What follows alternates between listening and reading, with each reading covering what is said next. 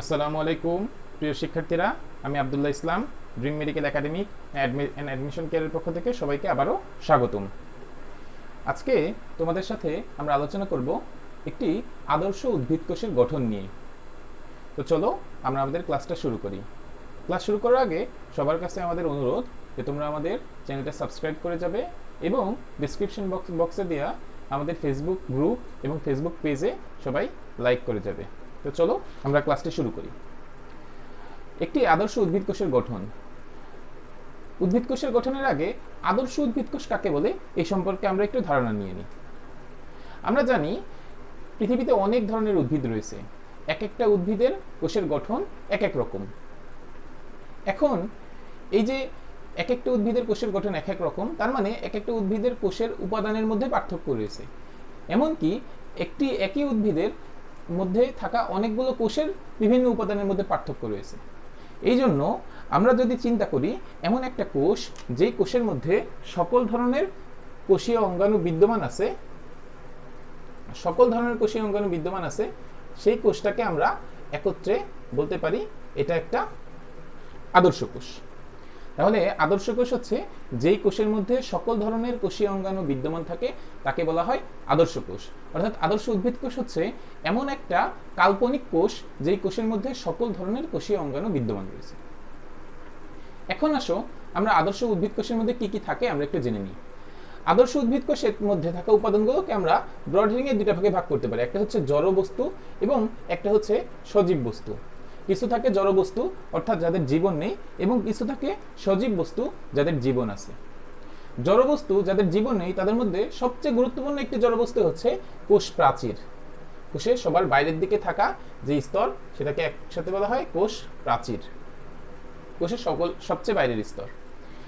এবং আরো কিছু জড় বস্তুর মধ্যে আছে কিছু নির্জীব উপাদান। এর মধ্যে আছে কিছু সঞ্চিত পদার্থ যেটা উদ্ভিদ কোষ তার নিজের মধ্যে সঞ্চিত করে রাখে পরবর্তীতে তার পুষ্টি সহায়তার জন্য। তার মধ্যে কি কি আছে? কার্বোহাইড্রেট আছে, প্রোটিন আছে এবং চর্বি জাতীয় উপাদান আছে। এবং কিছু পদার্থ কোষ মিশ্রিত করে, সিক্রেশন করে। তার মধ্যে কিছু আছে হরমোন, কিছু পিগমেন্ট, কিছু এনজাইম এবং কিছু নেকটার। এবং সর্বশেষ উদ্ভিদ কিছু বর্জ্য পদার্থ তৈরি করে। তার মধ্যে আছে রেজিন, টেনিন, গাম, ল্যাটেক্স এবং এই বাদে আরো অনেক কিছু আছে এটসেট্রা। এগুলো হচ্ছে উদ্ভিদের নির্জীব উপাদান।